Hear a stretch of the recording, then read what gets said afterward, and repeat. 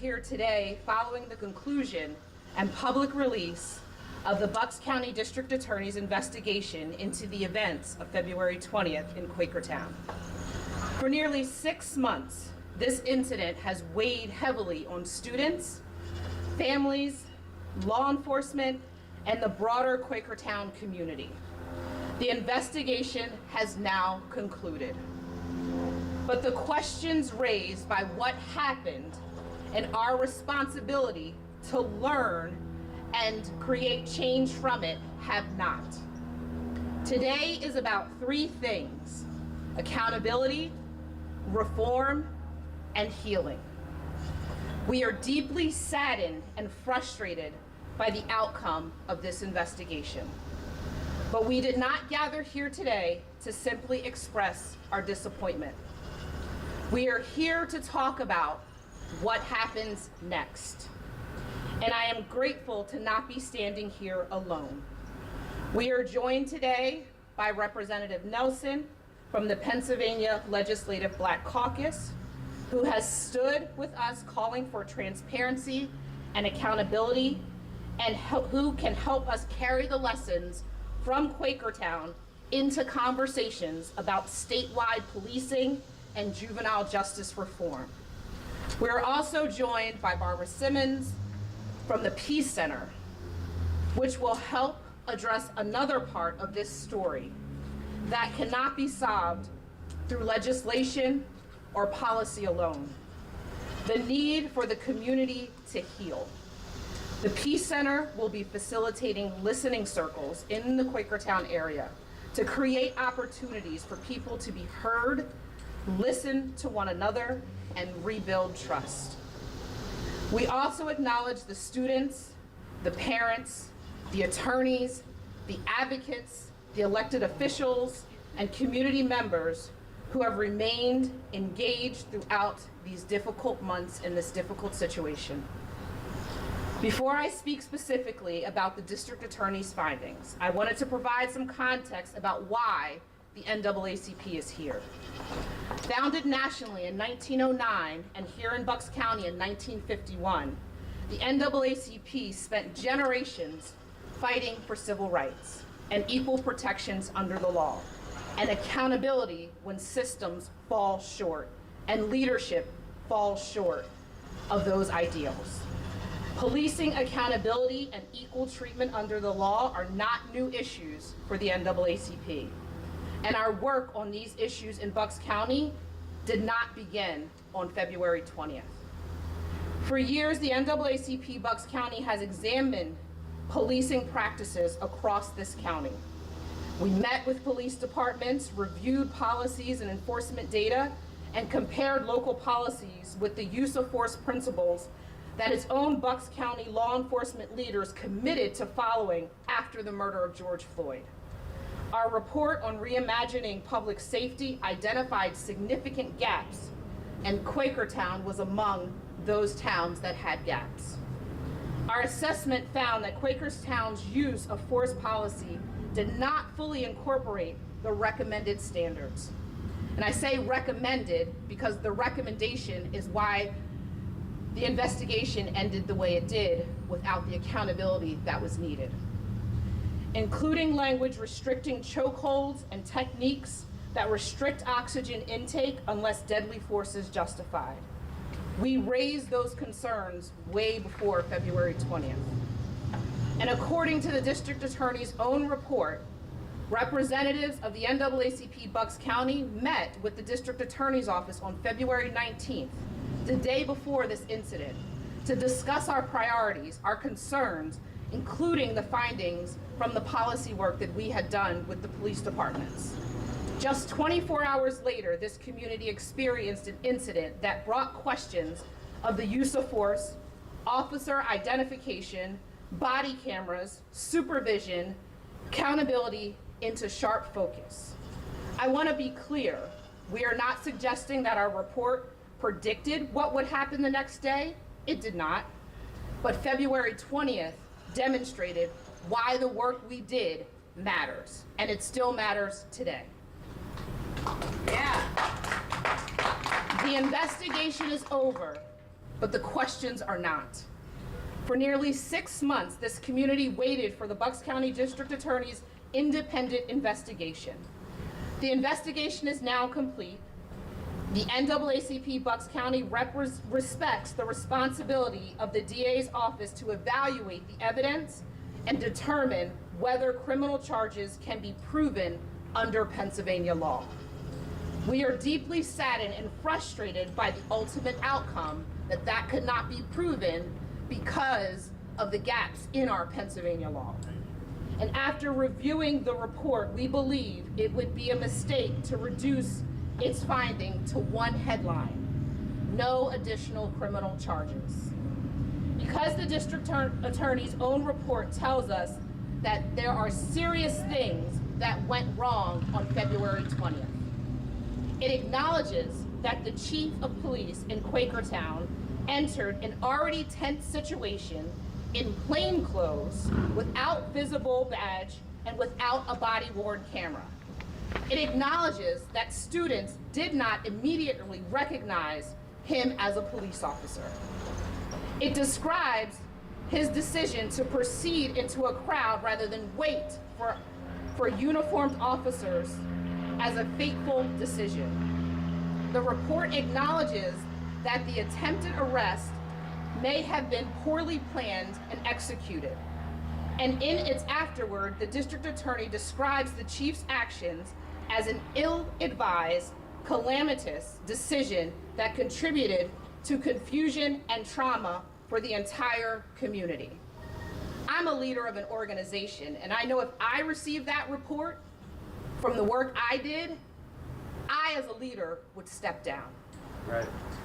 Those are not the words of the NAACP.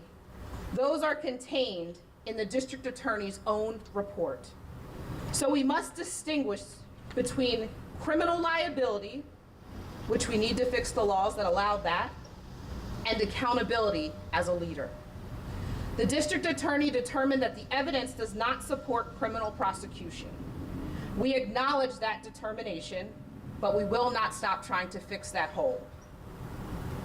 Not criminal does not mean that it was appropriate. Not prosecutable does not mean that it was acceptable. No criminal charges cannot mean no accountability. Accountability means examining judgment, leadership, trainings, supervision, policy, and when we identify failure in those systems or those people, accountability means calling for change. Policy matters. The district attorney's report confirms something the NAACP had already identified. Quakertown did not have the policy expressly restricting chokeholds or other neck restraints. That matters. Because policies establish expectations before a crisis, they guide officers during a crisis, and they provide standards for accountability after a crisis. One of the very policy gaps the NAACP identified before February 20th became relevant when authorities later had to evaluate what happened. This is why policies matter. And on this point, there is common ground between the NAACP Bucks County and the District Attorney's Office. The DA has called upon Quakertown to establish a timeline for implementing use of force reforms, and that most Bucks County departments had already adapted. When we stopped our work in 2024, well, not stopped it, but published our report, 26 out of the 38 departments had implemented these changes. Quakertown was one that chose not to. We can join in that call together asking for this reform, but we believe Bucks County must go further. Six years after our law enforcement leaders committed to common use of force principles, we are all calling for a renewed countywide review to determine which departments have fully incorporated those standards and which have not. Because fundamental protections during an encounter with law enforcement should not depend on what your zip code is in the county. Right. Where voluntary policies have proven insufficient, we are prepared to work with state leaders, including the Pennsylvania Legislative Black Caucus, to examine where consistent statewide standards may be necessary. Engagement can not only be in the time of crisis, but reviewing policies is not enough. Accountability requires ongoing engagement, and after this year's NAACP National Convention, delegates adopted the Community Police Compact, establishing a framework for quarterly engagement between NAACP units and law enforcement, and we would like to bring that here to Bucks County. That framework gives us an opportunity to move beyond relationships that activate only when something goes wrong. Here in Bucks County, we intend to put that commitment into practice. NAACP Bucks County will seek regular structured engagement with law enforcement leadership around policy, use of force, transparency, community concerns, accountability, and progress on agreed upon reforms. We want to know not only what policies say, but whether they are being implemented, whether officers are being trained on them, whether the data reveals disparities, and whether community concerns result in meaningful action. We invite Bucks County law enforcement leaders to join us in that work, because community police engagement should not begin when we see the visual of a student on the ground in a chokehold by an adult who is supposed to be protecting that student. Right. Trust is built before the crisis. Accountability must exist before the crisis, and relationships must be strong to withstand the crisis. Accountability must apply to everyone. Our responsibility is to learn from February 20th also extends beyond policing. We cannot lose sight of the young people who were at the center of that incident, who immediately were brought into the juvenile justice system.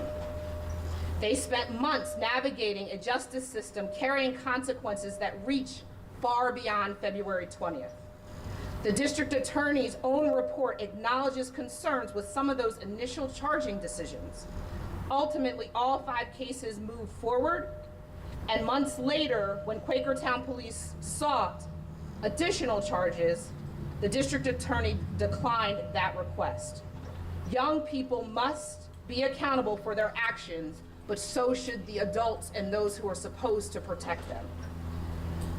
But accountability, as I said, must go to everyone, and the adults entrusted with public authority carry on extraordinary responsibility to exercise judgment, professionalism, and restraint, particularly when interacting with children.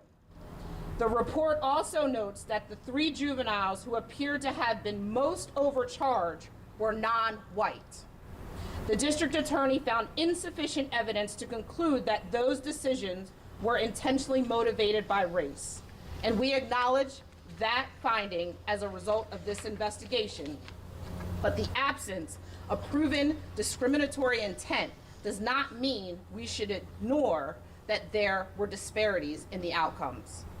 Responsible institution examines their disparities, and this isn't the first time that we've seen or sought the reason to question. Our earlier policing assessment found that from 2014 to 2021, Black residents represented approximately 3% of Quakertown's population, but were approximately 9.7% of arrests. That statistic by itself does not prove discrimination, but it should make us all ask why. That is why this moment must also lead us to a broader examination of the juvenile justice system and justice alone. We intend to work with the Pennsylvania Legislative Black Caucus and juvenile justice advocates, educators, and other partners to examine the lessons that we have learned from this incident. Thank you. Healing must be a part of what comes from this, but reforming policies will not do it by itself. It's all right. I'll wait. Thank you. Repairing what happened in Quakertown is going to go far beyond the policies. Students were hurt, police officers were hurt, families were affected, relationships were damaged, and trust was lost. The district attorney's own report acknowledges that public trust remains in need of repair, and we agree 100% with that. But trust cannot simply be requested. It cannot just simply feel like it's just going to happen. Trust must be earned. Trust comes from change, and trust comes from rebuilding. Healing cannot happen through dual social media posts or by dividing this community into people who support police, people who support the students. Those are false choices. We can support law enforcement doing difficult and necessary work. We can expect young people to take responsibility for their actions, and we can demand accountability from the adults and institutions entrusted with authority. All of those things can be true at the same time. That is why we are grateful for the Peace Center who is standing with us today. The Peace Center will facilitate, and they'll talk about it a little bit more, about what their plans are to bring healing to Quakertown. The district attorney has closed their investigation. The NAACP is not closing the conversation or the work that must be done here in Bucks County. Yeah. We are continuing to move forward from investigation to accountability, leadership change if that is needed, from accountability to reform, and from division towards healing. We are calling for Quakertown to complete the policing reforms that remain unfinished. We are calling for Bucks County to revisit the commitments made in 2020 by the previous lead of the district attorney's office and publicly determine where every department stands today. We will implement the NAACP Community Police Compact here in Bucks County and seek regular structured engagement. We will work with our leaders at the state level on policing and juvenile justice reform for statewide action that we can then hold Bucks County accountable to. And alongside the Police Center, the Peace Center and community partners, we will bring people together here in our county. February 20th cannot be undone. What has happened has happened. But what we do from here, because of what happened on the 20th, is entirely within all of our control. It must begin with reform. We have the reports, we have the recommendations, we now have the findings from the DA. What we need now is action. The question is simply no longer who will be charged. The question is now, what will change here in Bucks County so that we don't find ourselves here again? And the measure at this moment will not be whether this report closes a case. The measure will be whether anything changes as a result of it. The NAACP Bucks County intends to make sure that something here in our county does change as a result of this life-changing event. Thank you.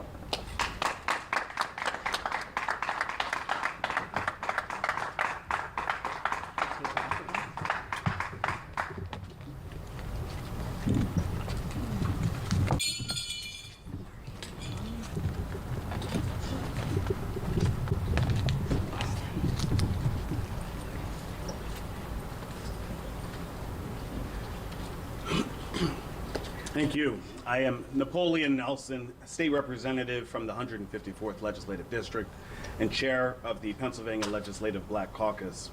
I'd have more of my colleagues here, but we are at this moment actually laying to rest and memorializing one of our Legislative Black Caucus members that we lost recently. So my hope is that the late Rep. Karn would be looking down on this work and appreciating the legacy and the history that is the Black Caucus alive in this moment. I also will not go further without acknowledging and supporting the young people in their efforts. February 20th was not just a day of march and protest and a day of calamity, February 20th in Quakertown was a day of a student-led ICE Out protest.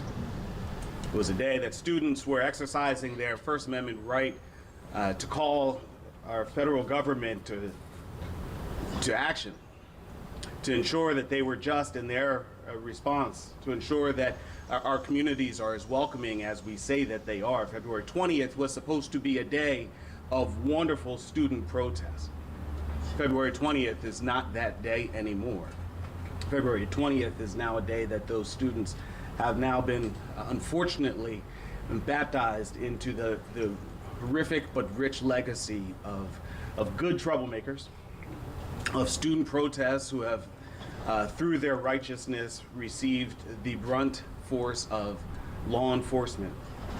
February 20th is a day that they and we all will remember. My hope is that they will grow from this into, again, the righteous leaders that we have seen, that we knew that they were before this march. My hope is that the Quakertown School District will sit back and wonder why they forced those students off of campus for a student protest, as other school districts had allowed the safety of campus. And now February 20th is a day that the Quakertown community has realized perhaps the error of trust without accountability. I thank, again, the students. I thank many of the adults who were walking alongside those students as they were protesting this federal government's ICE actions and their immigration bullying. And I also thank many of those Quakertown police officers who were similarly working and walking alongside those students as they marched through the borough of Quakertown. That is what good and appropriate community policing is supposed to look like. They were doing the right thing. The challenge that we have seen, and this is not unique to Quakertown, this is not unique to February 20th, what we have seen is every now and then an officer snaps. In this case, a police chief who has been given unfettered access to all of Quakertown, not just the chief of police for years, but also the borough manager of Quakertown, decided that he had seen enough, and decided that knowing that the borough is not as restrictive as it should be, knowing that he himself signed on to a compact in 2020 that restricted the use of chokeholds, but never intended to enforce it, never enforced it in Quakertown. He understood that perhaps, and maybe I'm speculating, this might just be conjecture on my part, in Quakertown, law enforcement can use a chokehold for normal policing activities. In Quakertown, it is apparently legal for a police chief to grab a 15-year-old young girl and put her in a chokehold and take her to the ground for jaywalking.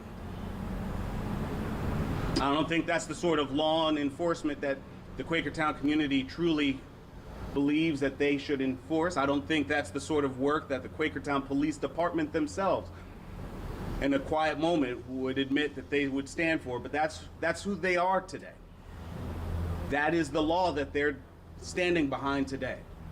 That is why Chief McElry is working today in the Quakertown Borough Police Department, because he understands that for him,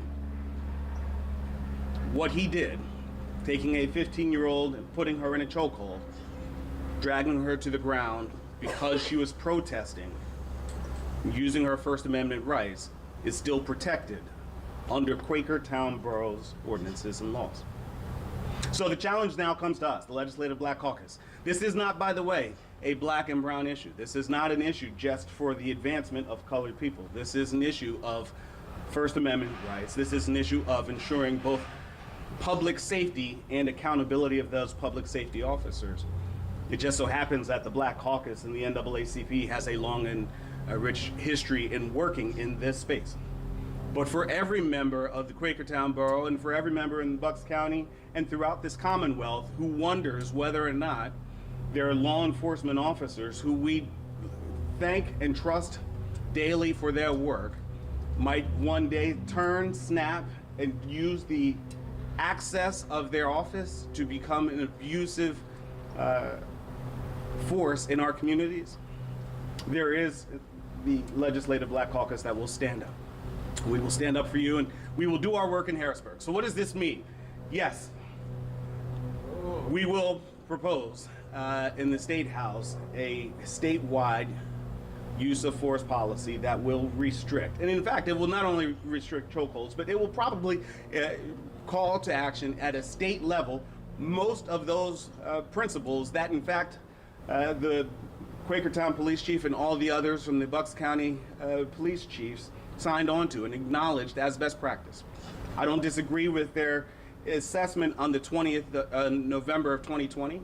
I don't disagree with their prescription for use of force policies.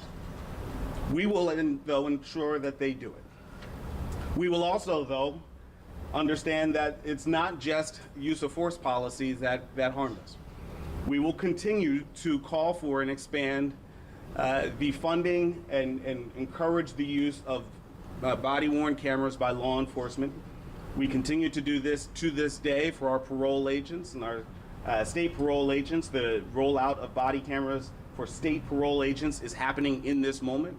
In fact, that work started in Erie County because of a parole agent shooting of an innocent man, Marcello Woodard, on July 2nd of 2025.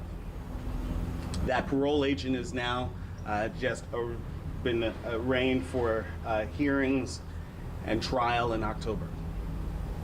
We will also, though, not only call for an expanded use of body-worn cameras, we will ensure that we have independent investigations through our district attorney's offices of law enforcement use of force. I've heard from many, not just in Erie, not just in Montgomery County, where we have also had police officers in Abington shoot and kill a Philadelphia man, and have to look at whether or not that action was appropriately investigated. We will ensure in Pennsylvania that all of our district attorneys understand the process, and that, most importantly, our communities can trust that there will be an appropriate accountability. We're not going to be concerned about whether district attorney detectives are used to working with the law enforcement in their communities. That doesn't permit malfeasance. That doesn't permit what we have oftentimes heard as awful but lawful activities. We can change the law, and we will. And I think the final thing that we will make sure that we do is we will make sure that we plug the holes in our law enforcement database that identifies law enforcement who have misbehaved in the line of duty. This police misconduct database is actually the one true artifact that was passed in the State House after the murder of George Floyd. In 2020, the Legislative Black Caucus stormed the rostrum, took over the caucus, took over the House floor, and made sure that a police misconduct database became law in the land. In fact, I would like to acknowledge and thank my representative colleague, Chris Rabb, for his authorship and championing of this policy. But there are still some holes in that policy, and we will make sure that those holes are filled as well. These are common sense measures that help ensure that what happened here in February, what happened in Erie last July, what happened in Abington last March, that these items don't have to continue to go unanswered, that enforcement and public safety can be met with accountability and therefore public trust. Because without the two, we end up in chaos. Without the two, we end up with violence in our streets, and we look at who in the world is causing the violence, and we can't make sure we understand the difference. Without the two, we descend into the anarchy that some would already say our communities are experiencing. They are not. Quakertown is not a community in anarchy or chaos. Neither is Erie, neither is Abington, neither are any of our major cities across this Commonwealth and across this land. I won't allow people to say that they are, and I won't allow law enforcement, therefore, to say that unlawful actions like chokeholds on 15-year-olds is therefore the appropriate remedy. It is not. It is shameful. The Legislative Black Caucus stands with this community and understand that we will stand with any and every community where these sorts of actions prevail, where these sorts of actions rear their ugly heads. I thank you for your time. I do thank the district attorney for his investigation, and I look forward to engaging in the work ahead in the months and years ahead. Thank you. Yeah.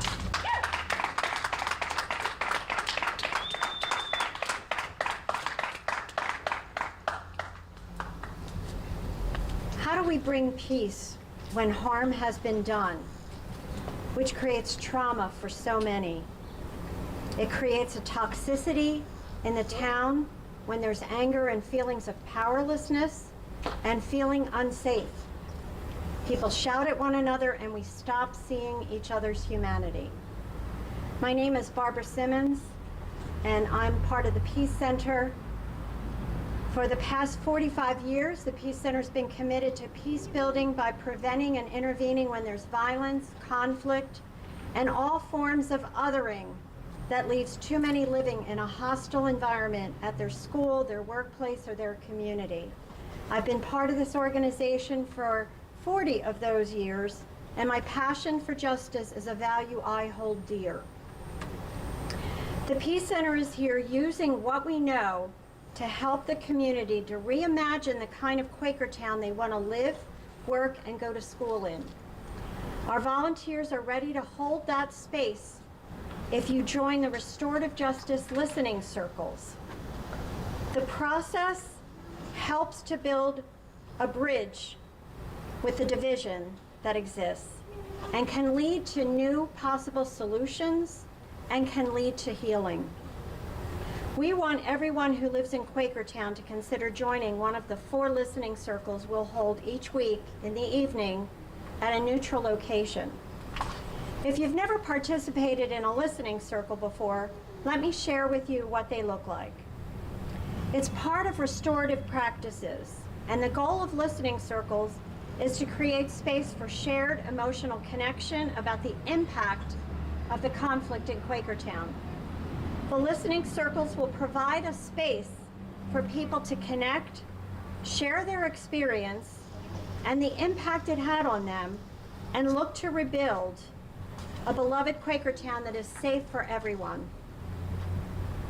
During a large and small experience, they'll be asked questions to explore this issue on a deeper level.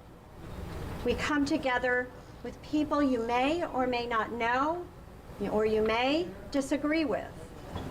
But everyone in the circle has a responsibility to listen as well as be heard. They provide an opportunity to share the impact of this significant event on individuals. It gives a voice to everyone. It's an opportunity to cultivate empathy. It's a safe place to share the impact within a community. It starts a process to begin healing, and it's a chance to build community and have a shared emotional experience. It's not a debate. We don't give advice. It's not therapy. We don't judge how others have been impacted. It's not a process to fix the problem. All this information will be on the Peace Center's website, thepeacecenter.org. The listening circles, we hope, will begin next week at the Quakertown United Methodist Church. Dates are coming. Have to work that out yet. So yeah, please check out the Peace Center website and register to participate, and then you will get the dates and times sent to you. I appreciate the role everyone here today has spoken about. And I think that now that we have this report, it's time to figure out the kind of Quakertown we want to live in. Thank you.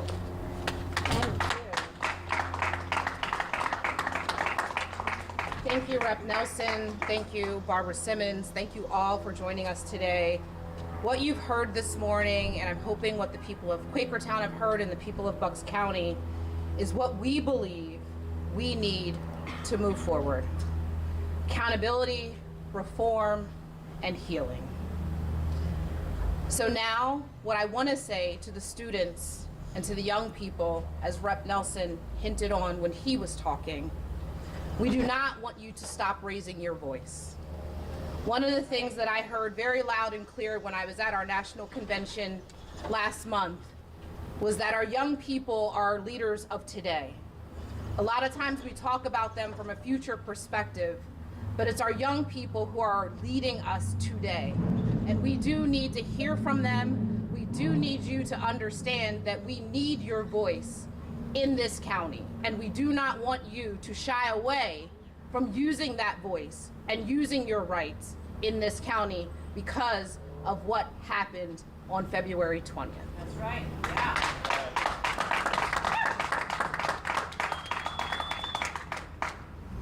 So now we are hoping that we are able to come together.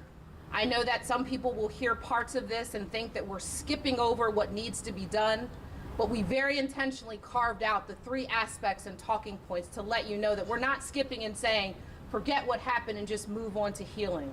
We are working towards change, and we all want change. We all want to build the county and the Quakertown and all of the other boroughs that we have in this county that we want to live in, that we all feel safe in, and we are going to work together to do that. And so now we'll take questions if there's any from the media. Thank you. Have you been in touch with any of the students who were impacted? If so, what have they said? What kind of state of mind are they in? Yeah, so because, and it's talked about in the district attorney's report, because we're dealing with juveniles here, it's very hard to break that confidentiality with them. We have been in touch with some of their attorneys, and they have talked about, you know, how their clients are feeling now that this is concluded. And they are in the place of the frustration, the anger, feeling that there was no accountability from the adult side, from the police side of things that had occurred. What do you think should happen to the police chief? What would have been a satisfactory solution for you? Well, I think as laid out in the report that we have from the district attorney's office, there are a number of things that report lays out that were wrong. There were a number of things in the own Quakertown solicitor's report that the district attorney's report then highlighted that were wrong in what happened. I think there needs to be examination of those things that were listed that were wrong. Whose responsibility were those gaps? And when you start to look at that, now you need to make a decision about who should be held accountable and what that accountability should look like.